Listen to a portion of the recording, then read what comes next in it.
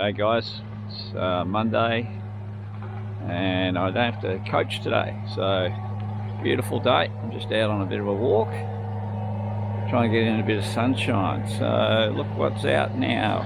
The Wattle has arrived.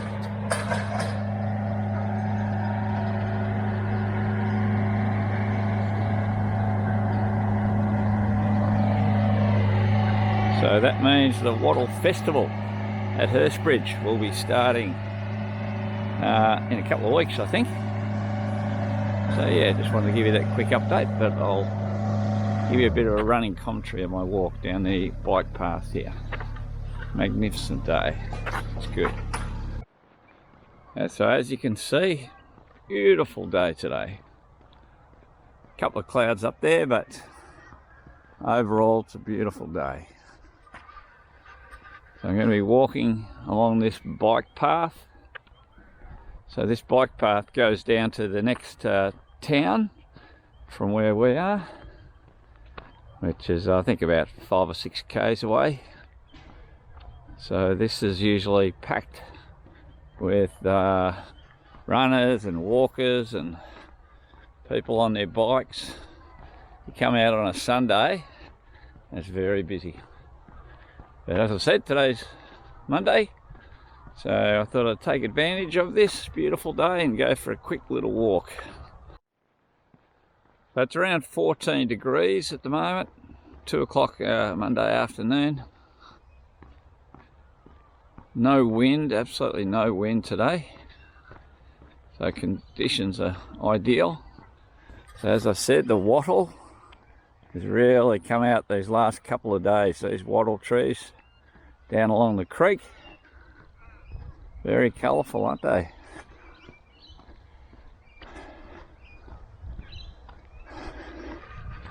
So about a week ago I went to put my jumper on, as you do sort of every day, and I just tweaked my neck a little bit right up the top. And now it's still a little bit sore, but now it's sort of moved over to my left shoulder, on my shoulder blade. So it's a bit uncomfortable. Otherwise, I'd try to go for a little run. Want to get back into running. When I worked in the city a few years ago, I used to run every day. I used to get up early in the morning, try to get in there by 7 o'clock in the morning, and I'd run between 5 and 10 k's every morning. And you know, you feel really good when you do that. You feel healthy, you feel like you're sort of controlling what you're doing, your time. And then I'd like to sort of get back into that a little bit if I can, just to put a little bit of self-discipline, because I think that's very important. I try to wake up at the same time every day, whether I'm working or I'm not working. But you know, that sometimes can go off the track a little bit depending on what you do at night time. Try to eat well, have as many veggies as I can, chicken and veggies, and probably could eat more fruit. I don't have enough fruit, but you know, try to eat pretty healthy. I've got a little bit of a sweet tooth, so I don't think that's bad. I'm not overweight, that's for sure. But yeah, I have to go and see someone about this shoulder blade. I'll keep stretching it because it's just a bit uncomfortable. It's hard when you're coaching because sometimes the better kids want to play a bit. So just crossing over the creek here.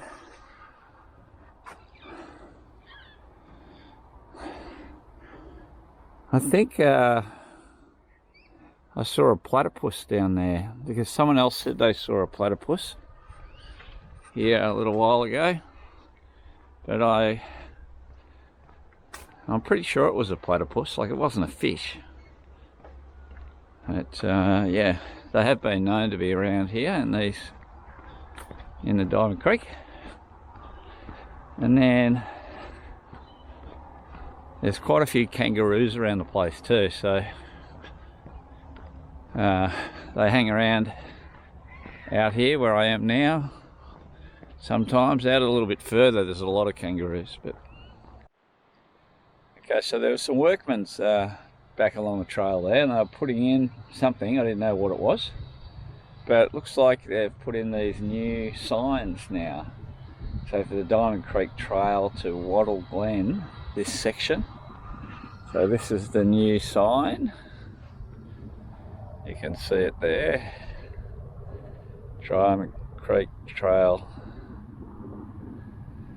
Diamond Creek to Wattle Glen. So tells you are here. There. And we are sort of down here somewhere in this estate. So I've already walked along from here, along here, crossed over that bridge and up to here now. So yeah, so very good signs, very nice. Nillumbik, Victoria. So yeah, that's quite good. Something a little extra. Now I'm about to go off the trail, and I go up through this estate here. As you can see, there's lots of new houses being built. This area over here, right up on the hill, they've been built, but down here they haven't been built yet. They're not going to build any underneath these massive big power lines, but they'll you know, build some more up the hill there. And all these are currently, some are being built, some have already got people in them.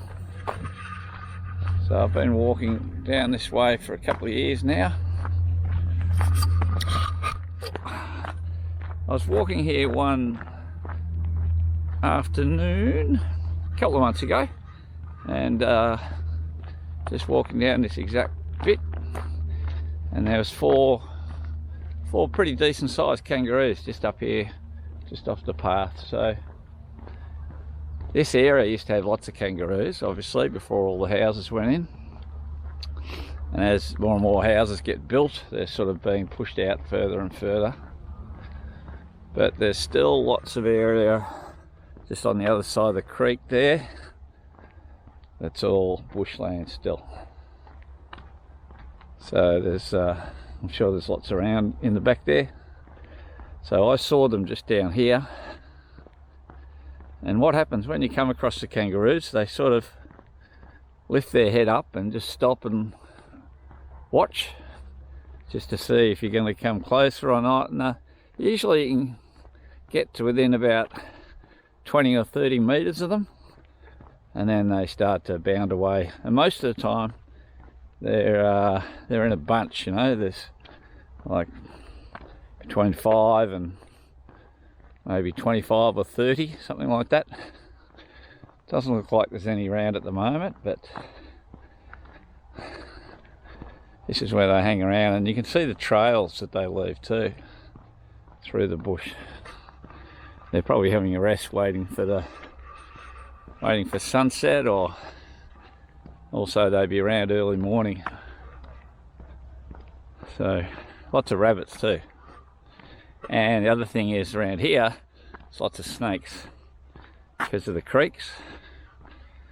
Not last summer, the summer before, I saw 4 snakes, you know, come across this walking track right close to where I live down the back there. And there was one, actually a little one, that was right out the back of our house. So in the summer you got to be really careful. Yeah, the dogs have to be careful because we're walking the dogs all the time. So you can see there's plenty of water in the creek. We've had a pretty wet, cold winter. So yeah, but in the summer you got to be careful of the Jimmy Blakes, as we call them. Also, a thing I forgot to mention is we get 2 types of snakes around here. I'm in Victoria, so down south of Australia. We occasionally get the brown snakes, and the brown snakes are very deadly and can be quite aggressive, so you want to keep away from the brown snakes. And the other variety is the tiger snake, and we get lots of tigers. Those 4 snakes that I saw were all tigers, so they sort of have silvery type stripes on their backs, so you can tell they're tiger snakes. They're, you know, darker but with silver sort of stripes across their back. They're the tiger snakes. Not as aggressive. Usually if they see you or feel you, then they'll go the other way. Where the brown snake, if you sort of confront them, then they might have a crack at you, which you don't want, because the browns are very, very venomous, so they'll kill you. I think you can die from a brown snake in a couple of hours. Tiger, they can still kill you if you don't get assistance, don't get anti-venom. So you've got to be careful. Everyone's aware of it though. So one guy here actually, his son has a bit of autism, and he came home from work, or he was out the back and came inside, and his son was playing with something in the hallway, and it turned out to be a tiger snake. I think his son was about 8 or 9 years old, and he was actually playing with the, you know, he thought it was a toy or something. Anyway, so he got bitten several times, but apparently the tiger snake didn't have any venom in it. Like, all the venom was gone, so it didn't, luckily it didn't pump any venom into his system. So I'd say that the tiger snake had bitten something else, with, you know, a rabbit or a rat or something, and got rid of all its venom, and then bit the young boy a couple of times. And also the dad, you know, went to save him, so he went and tried to save his son, get away from him, so he got bitten as well. But yeah, apparently there was no venom, so they were very lucky. So that's, you know, a bit, that's a bad story. But he was actually in the house that time. Tiger snake got in, so they are about, that's for sure. So I've walked past through that little track behind the houses, and these are more houses being built in this new estate. You can see there's plenty of development happening.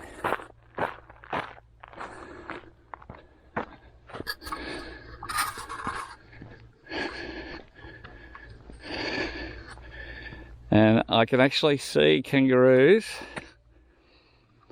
right down there on the other side, a long way down there.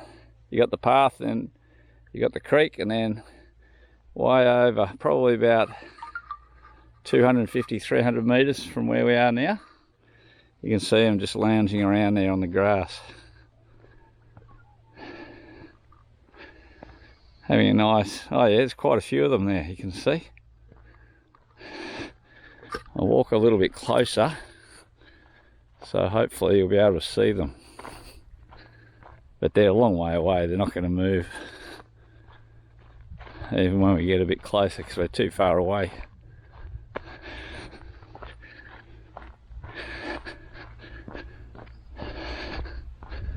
They're on the other side of the creek, they know they're safe. They probably haven't even seen me yet. I'm too far away.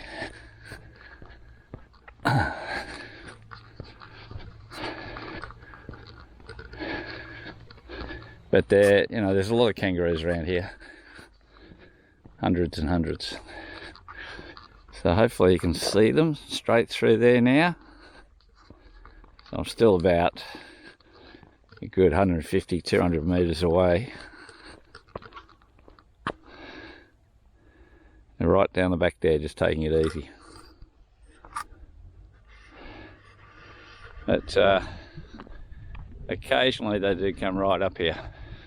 So I'm walking up through the estate now. This is a bit of a hill, so it's good because it gets the heart rate up a little bit. This part's a good solid, so half a K or something uphill climb. So by the time you get to the top, the heart rate's up, you're sucking in some oxygen. The good thing is the oxygen around here is very clean and clear, so so it's good, it's nice. That's what I need. More of this to try to increase my fitness level, which I know is going to help me in the future. As time's going by, I'm not getting any younger, so the more physical activity you do, the better. As they say, if you don't use it, you lose it.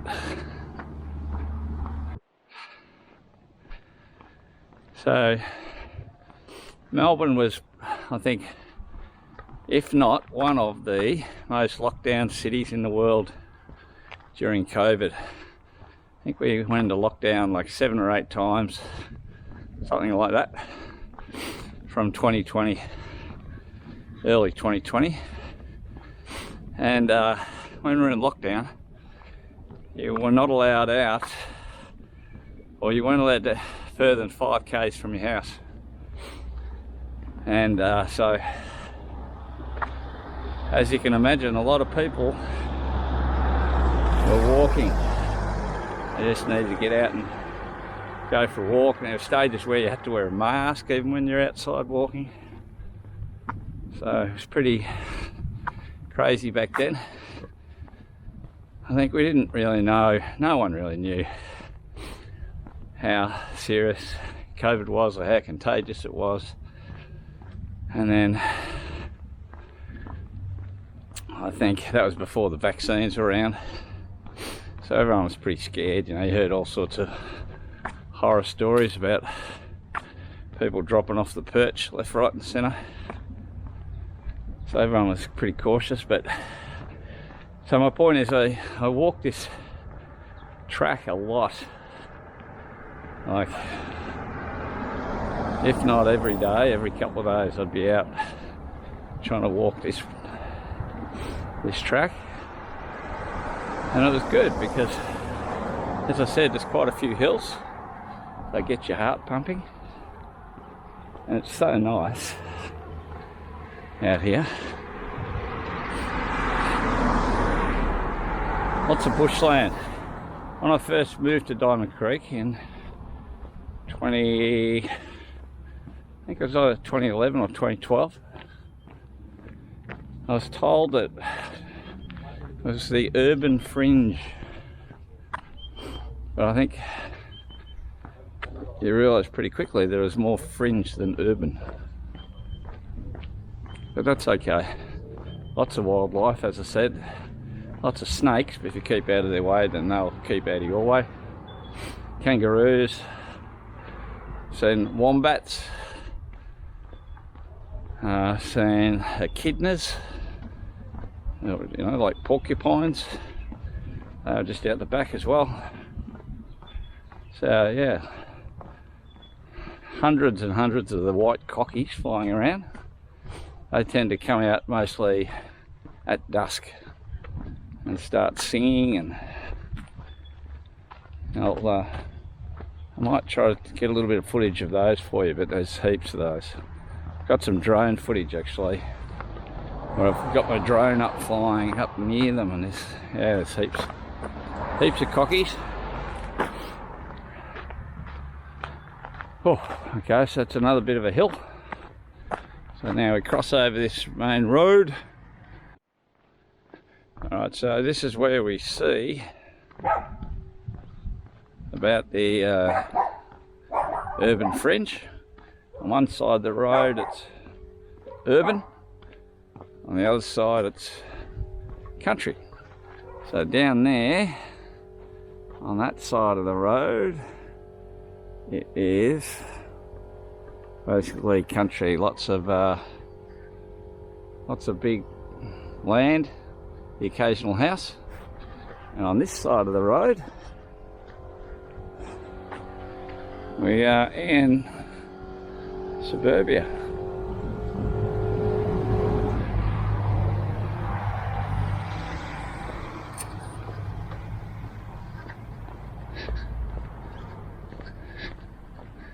As you can see,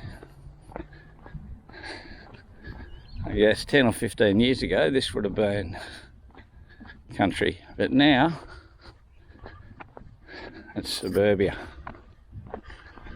And so that's what it's like around this area that I'm in. Some suburbia, some country, so it's good. Another hill, almost to the top.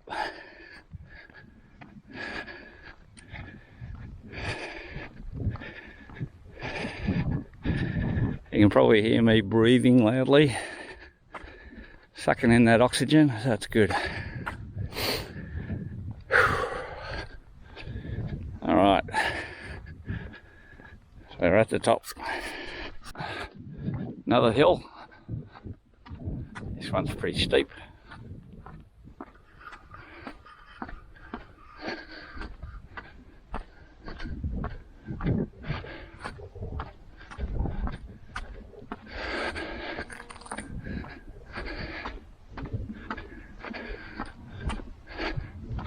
You can see the all the bushland over there. There's a couple of houses, but only bushland. I'm sure in a few years that'll be all houses as well.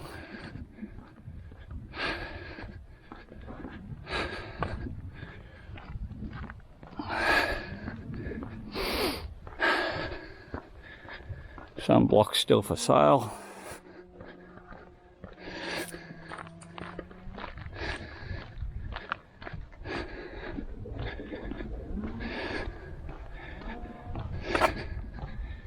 So this is the big power lines again. I'm just about to cross over again.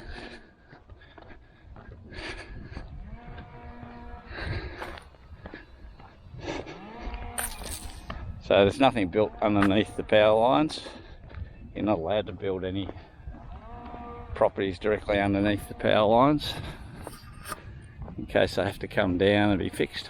Oh no, there's a dog. I thought that was a kangaroo for a second. There's a dog up there. But you do see them around here too, the kangaroos.